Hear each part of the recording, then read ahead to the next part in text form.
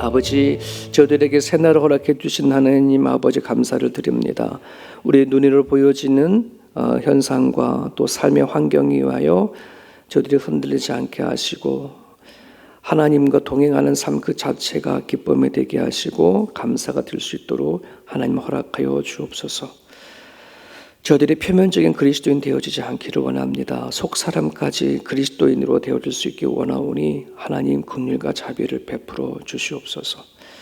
아버지, 저희들이 교육과 또 선교회 하는 이 부분들을 선택하고 집중하고자 하는데 주님 도우시고 인도하여 주셔서 일꾼들도 보내주시고 온 성도들이 같은 마음을 가지고 이 일들을 함께 해나갈 수 있도록 인도하여 주셔서 장차 우리 다음 세대들 아이들에게 예수 그리스도의 복음으로 그들을 세워갈 수 있도록 도와주시고 성경적인 가치의 기준을 갖는 아이들로 또 키워낼 수 있는 우리 모두가 되어줄 수 있도록 도와주시옵소서. 최전방에 있는 선교사님들을 도와서 마지막 시대에 하나님께서 구원하시고자 할 자를 찾고 계시는 그 일들 함께 동참하고자 합니다. 하나님, 저희들이 기도로 또 물질로 후원하고 돕는 가정 가운데 있사오니 선교사님들 통해서 구원하시고자 할 자를 구원해 주시고 마지막 이 시대에 하나님 찾고자 하시는 자를 찾아주시기를 소망합니다. 오늘도 우리에게 허락하신 삶을 살아가며 하나님 안에서 주어진 인생 살아가고 소망하오니 오늘 이들을 통하여 간구하고 기도하는 기도 제목을 들어주시고 응답하여 주옵소서. 예수님의 이름으로 기도합니다. 아멘. 마태복음 6장 19절에서 34절까지입니다. 마태복음 6장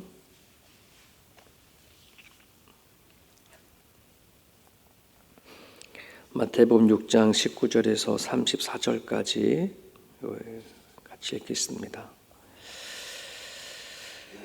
너희를 위하여 보물을 땅에 쌓아두지 말라. 거기는 좀과 동록이 해하며 도둑이 구멍을 뚫고 도둑질하느니라. 오직 너희를 위하여 보물을 하늘에 쌓아두라.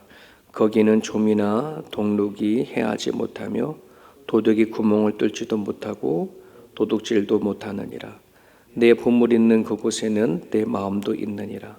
눈은 몸의 등불이니 그러므로 내 눈이 성하면 온 몸이 밝을 것이요 눈이 나쁘면 온 몸이 어두울 것이니 그러므로 내게 있는 빛이 어두우면 그 어두움이 얼마나 더하겠느냐. 한 사람이 두 주인을 섬기지 못할 것이니 혹 이를 미워하고 저를 사랑하거나 혹 이를 중히 여기고 저를 경히 여김이라.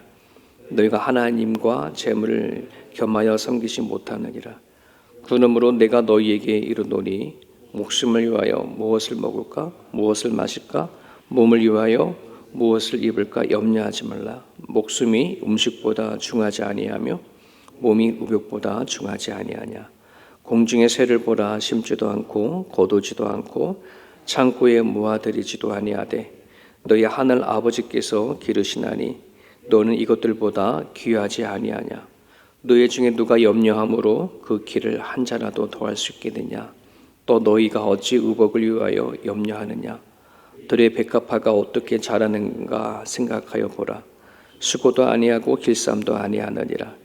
그러나 내가 너희에게 말하노니 솔로몬의 모든 영광으로도 입은 것이 이 꽃 하나만 갖지 못하였느니라.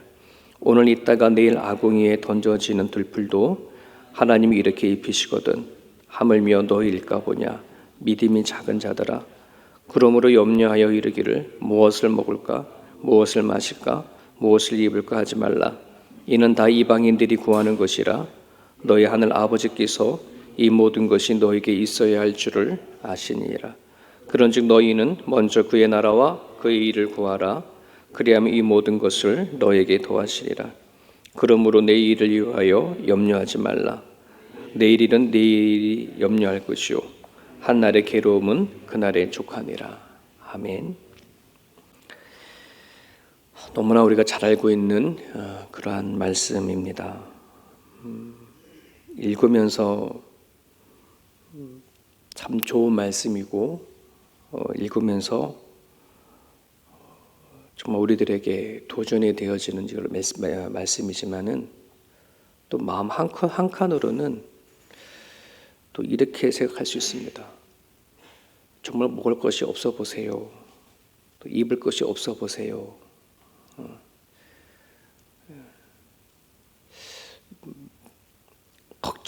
걱정이 있고 염려가 있는 이 상황 안에서 이 말씀을 들으면 참 이게 좋은 말씀이지만 삶 속에 적용되어지기가 참 어려운 그런 메시지입니다.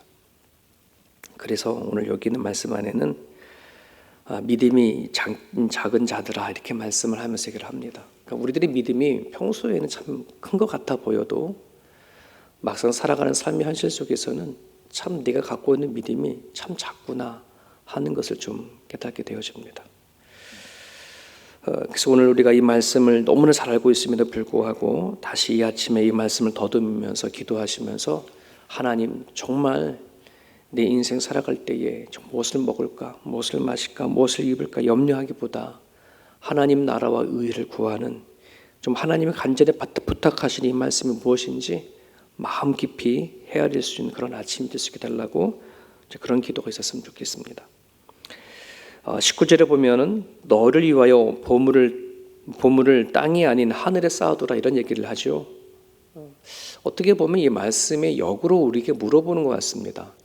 도대체 너희들이 보물이라고 하는 것이 뭐냐라고 하는 것처럼 물어본 건 봅니다.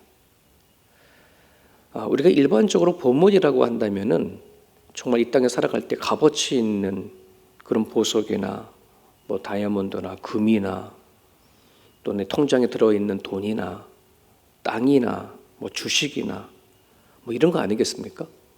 이런 것 이게 정말 보물이라고 생각하지 않습니까? 이것을 더 갖기 위해서 우리는 나아가서 열심히 또 오늘도 일하고 목숨을 다해서 힘을 얻어서 내가 쌓은 것에 더 많이 좀 비축을 해놓아야 노후 생활도 안전하고 또 아이를 키워가는데 힘이 되니까 실질적인 삶은 실질적으로 이 땅에 쌓아두고자 하는 보물을 위해서는 살아가지 않습니까? 그런데 오늘 말씀 안에서는 정말 너희가 생각하는 보물이 무엇인지 그것을 정확하게 알아야 하늘에 쌓아둘지 말지 얘기를 하지 않습니까?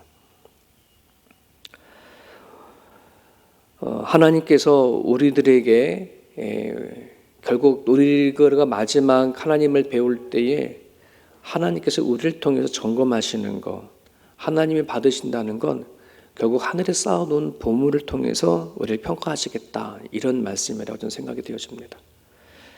여러분 고린도전서 3장 12절의 말씀에 이런 말씀이 있습니다.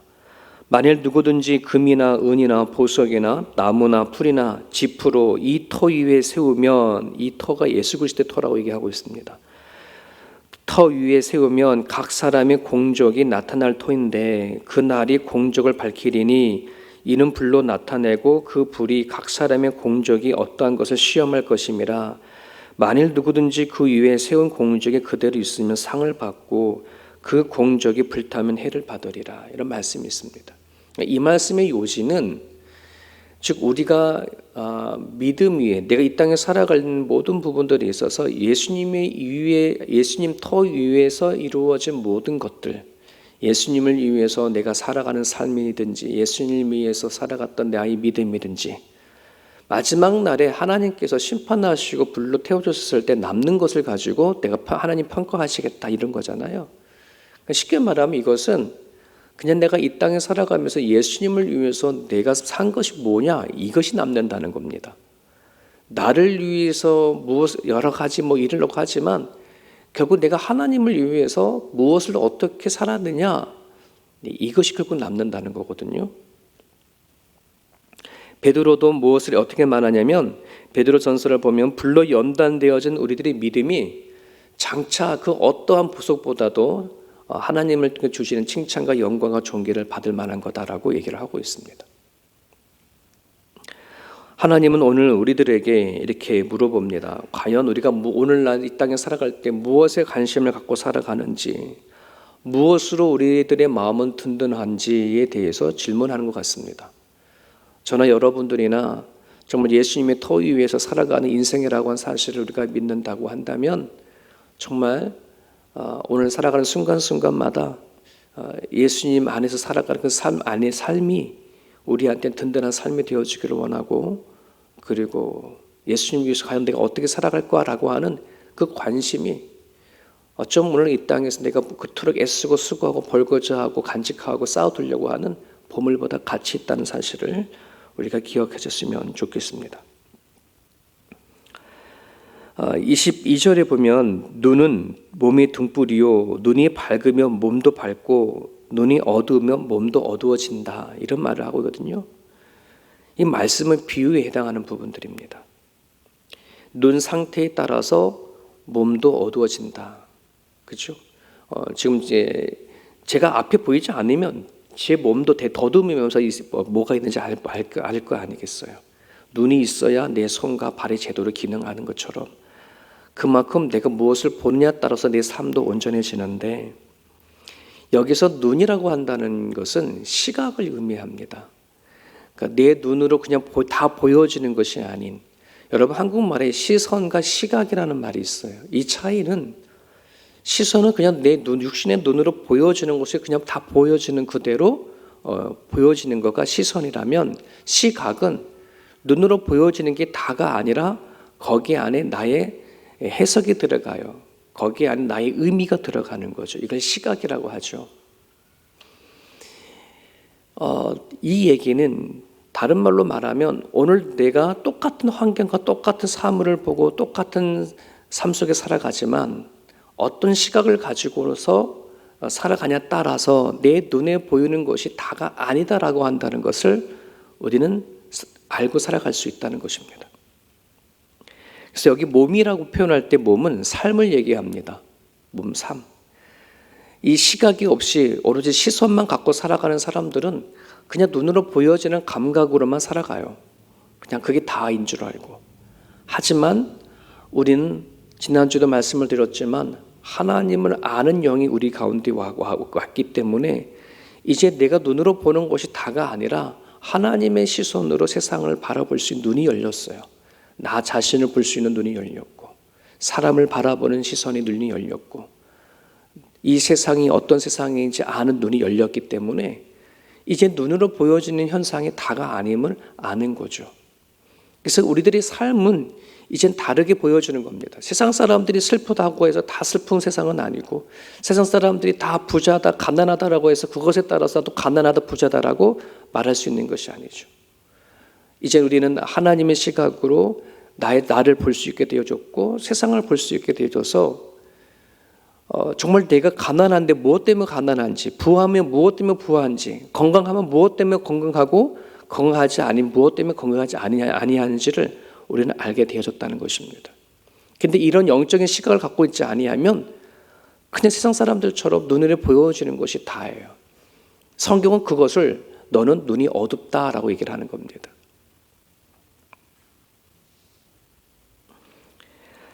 저와 여러분들은 예수님을 품었습니다. 예수님을 빛이다라고 얘기를 합니다. 여러분 그 23절에 보면 내게 있는 빛이 어두우면 얘기할 때 내게 있는 빛이라고 얘기를 합니다. 눈이 아무리 좋아도 빛이 없으면 볼 수 없죠. 빛이 있어야 우리가 무엇을 보듯이. 너게 있는 빛이 어두우면이라는 표현은 지금 내가 우리 안에 오신 그 빛이라고 하신 예수님이 그 관계, 예수님에 대한 빛으로 세상을 바라보지 못하면 우리 삶은 결국 어두워질 수밖에 없어요. 많은 그리스도인들이 예수를 믿고 예수님의 안에 있다고 얘기를 하지만 너무나 안타까운 부분들은 그 예수님의 빛으로 세상을 바라보지 못하고 내 자신을 바라보지 못해서 우리는 오늘도 힘들어하고 오늘도 절망하고 소망 없는 삶을 살아가는 경우들이 너무나도 많이 있습니다. 오늘 그리스도의 빛을 품은 사람들은 세상 사람들이 슬퍼하는 것으로 슬퍼하지 않습니다. 그들이 가난하다는 것을 가지고 가난하다 하지 않고요. 그들이 부하다고 하는 것을 가지고 내가 부하다 하지 않습니다. 이제는 내가 주님 안에서 철저히 어떤 모습인지 알기 때문에 그렇습니다. 오늘 저나 여러분들이나 그런 그리스도와의 시각으로 세상을 바라볼 수 있는 눈이 열릴 수 있기를 여러분 기도해 주셔서 내 육신의 눈으로 보여지는 것이 다가 아닌 세상을 살아간다는 사실을 깨닫고 살았으면 좋겠습니다. 여러분 24절을 보십시오. 너희가 하나님과 재물을 겸하여 섬기지 못한다. 하나님과 재물을 겸하여서 섬기지 못한다. 이 둘 다 겸하고 싶은 거죠. 우리들의 마음은 하나님도 섬기고 싶고 또 재물도 잘 섬기고 싶은 거. 이게 뭐가 문제냐? 오늘 그리스도인이 갖고 있는 생각이 이것이 뭐가 잘못이냐 라고 생각을 합니다. 그런데 오늘 예수님이 말씀하시지 않습니까? 너희가 하나님과 재물을 겸하여 섬기지 못한다. 근데 우리들 마음 안에는 왜요? 라고 하는 질문을 던지죠. 하나님은 안 돼. 그렇게 섬길 수 없어. 근데 아니요. 그렇게 하고 싶어요. 이렇게 우리가 마음 던져버리면 이제 갈등이 생기는 거예요. 우리 아들내미하고 같이 이렇게 쭉 살아오면 얘 갖고 있는 생각의 가치 기준과 또 제가 살아왔던 삶의 가치 기준이 다르잖아요. 그럼 자기는 자기 생각 안에서 자기가 살아왔던 경험과 삶의 기준을 가지고 자꾸 저한테 질문해요. 왜요? 왜요? 왜 안 되는데요? 이래요. 그럼 저는 제 생각 기준에서 안 돼. 그럴 수 없어. 라고 말을 하죠. 그럼 아들하고 갈등이 생기는 겁니다.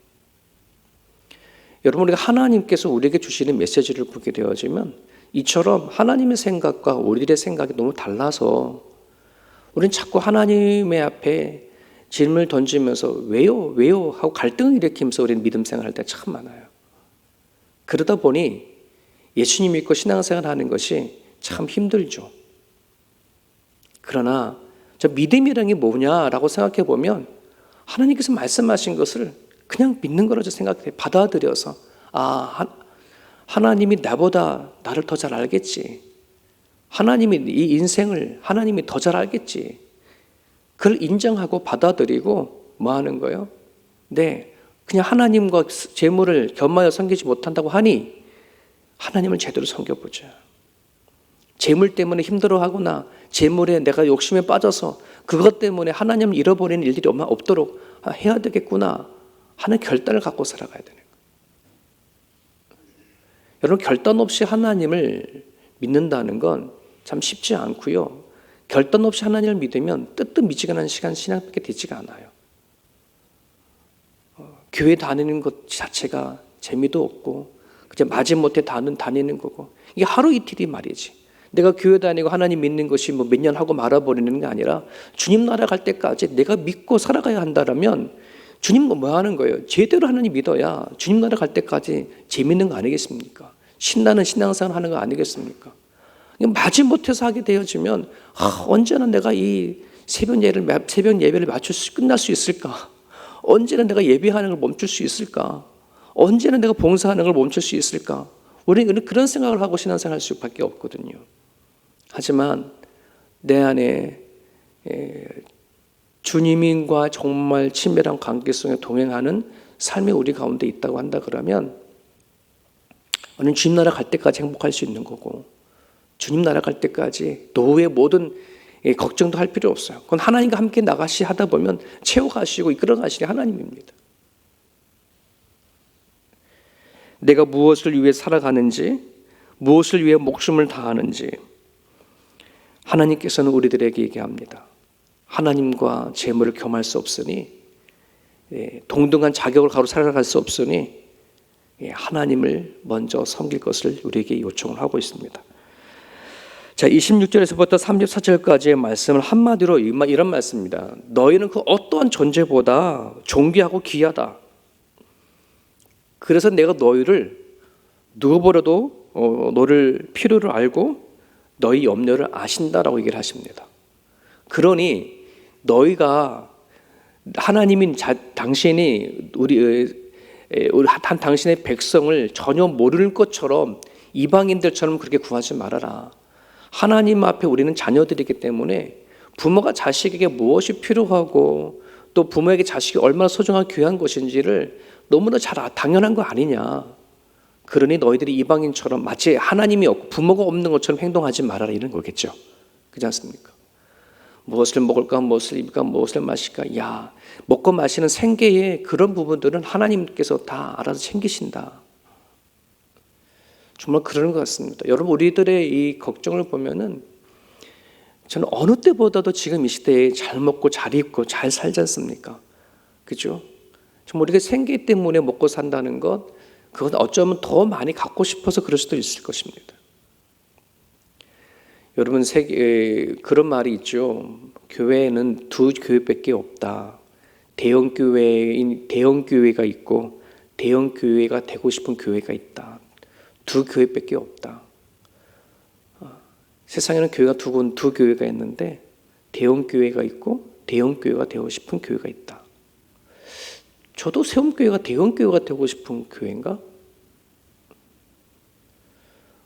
여러분, 우리는 지금 현재 성도들과 우리들의 삶에 대한 만족이 없고 또 하나님께서 우리들에게 주시고자 하신 뜻을 알지 못하면은 우리들은 정말 하나님과의 주시는 그 메시지와 너무나 다르게 신앙생활을 할 수 있다는 것을 좀 기억을 했으면 좋겠어요. 하나님은 우리에게 말씀합니다. 너희들이 정말 고민해야 할 것, 정말 우리가 하나님을 살아가면서 구해야 할 것은 하나님의 나라와 하나님의 의다. 우리가 구하는 것이 과연 무엇을 구하느냐, 무엇 놓고 기도를 하느냐, 하나님의 나라와 하나님의 의다. 이걸 얘기를 해주시고 있습니다. 그럼 하나님의 나라가 뭘까요? 뭔지 알아야 구하지. 복음서에 보면 하나님의 나라에 대해서 이렇게 말합니다. 하나님의 나라는 이미 너희에게 임하였다. 하나님 나라는 사람이 씨를 땅에 뿌린 것 같다. 물과 성령이 아니면 하나님 나라를 볼 수 없다. 하나님 나라에서 이렇게 얘기를 하는 거거든요. 이것을 요약을 해보면 하나님의 나라는 우리들 마음 안에 들어와 있는 복음이다라고 이렇게 한 단어로 말할 수 있어요. 우리의 마음 가운데 들어온 복음, 예수 그리스도. 여러분, 우리는 말 그대로 주님을 통해서 오는 소망, 기쁨, 이것이 하나님의 나라입니다. 오늘 예수 그리스도인들이 하나님 앞에 구해야 될 것은 뭐냐면 주님을 통해서 오는 기쁨이 얼마나 큰지, 소망이 얼마나 놀라운지를 우리는 이것을 하나님 앞에 구할 수 있다면, 그것을 그래서 우리 가운데 하나님의 나라가 임하는 것을 경험할 수 있다면 어떠한 상황과 형편 안에서도 뭐 할 수 있을까요? 기뻐하고 감사하고 기도할 수 있다는 것이에요. 하나님의 뜻 가운데 살아갈 수 있다는 말입니다. 하나님의 의가 뭡니까? 말 그대로 하나님의 뜻입니다. 우리를 부르신 하나님의 그 이유가 있고 우리에게 허락하신 기업 안에 하나님의 뜻이 있는데 이것이 무엇인지 정확하게 아는 것, 이것부터 구해라. 하나님이 나한테 왜 이 아내와 남편을 줬는지. 부부도 하나님이 주시는 기업이거든요. 가정이 기업이잖아요. 내 일터도 기업이잖아요. 교회도 기업이에요. 하나님 날 부르심이 소망이 얼마나 큰지. 여러분, 이것을 하나님에 대한 답을 얻지 못하게 되어져 버리면 여러분, 우리는 하나님 믿으면서도 참 하나님의 나라가 뭔지 모르고 살아가거든요. 하나님의 뜻을 구하십시오. 나에게 허락하신 기업이 얼마나 큰 것인지, 또 나에게 허락하신 부르신 소망의 이유가 무엇인지 하나님 앞에 답을 얻을 수 있기를, 그 답을 내가 듣는 그 순간이 정말이요 기쁨이고 감사하고 내 하나님을 위해서 온 삶을 헌신할 수 있는 삶이 거기서부터 출발되어집니다. 하나님에 대한 정확한 답을 얻지 못하면 우리들의 인생의 삶은 되게 미적거리는 그런 삶밖에 되어지지 않습니다. 오늘 주신 말씀 붙잡고 이 시간 기도할 때에 하나님, 정말 땅에 쌓아두는 보물이 아니라 하늘에 쌓아둘 보물을 위해서 우리가 기도했으면 좋겠습니다. 믿음으로 이겨낸 모든 삶을 저는 보물과 같다고 생각하면 됩니다. 여러분들이 오늘도 믿음으로 싸우는 현장이 있다면, 그 삶이 있다면 그것이 보물입니다. 무엇을 위해 살고 무엇을 위해 목숨을 다할지 우리들의 시각이 하나님 안에서 시각을 가지고 세상을 바라볼 수 있도록 기도해 주시고요. 좀 전에 말씀드렸던 것처럼 우리 안에 들어온 복음과 그리고 하나님의 뜻이 어떠한 것인지 정확한 답을 깨닫고 살아갈 수 있게 달라고 이 아침에 기도하시면서 하루를 시작하겠습니다.